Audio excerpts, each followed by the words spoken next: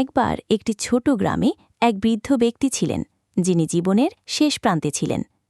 তার পাশে ছিল তার নিবেদিত প্রাণ স্ত্রী, যিনি তাকে ভালোবাসা ও যত্ন দিয়ে সমর্থন করতেন। বৃদ্ধটি তার জীবনের প্রতিটি মুহূর্তের জন্য আল্লাহর কাছে কৃতজ্ঞ ছিলেন। একদিন যখন তিনি বিছানায় শুয়েছিলেন, তিনি বললেন, প্রিয়তমা, আমি আমার জীবনে অনেক ভুল করেছি, কিন্তু আল্লাহর রহমত সবসময় আমার সঙ্গে ছিল। আমি চাই আমাদের সন্তানরা যেন সৎ পথে চলে এবং আল্লাহর সঙ্গে সম্পর্ক করে তোলে। স্ত্রীটি কান্না করতে করতে বললেন, আপনি সত্যিই মহান এবং আমরা আপনার শিক্ষাগুলি অনুসরণ করব।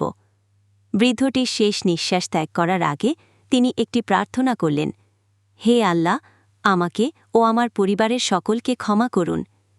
তার মৃত্যুর পর গ্রামের মানুষরা তাকে শেষ শ্রদ্ধা জানাতে সমবেত হলেন। সবাই মিলিত হয়ে তার শিক্ষাগুলি মনে করল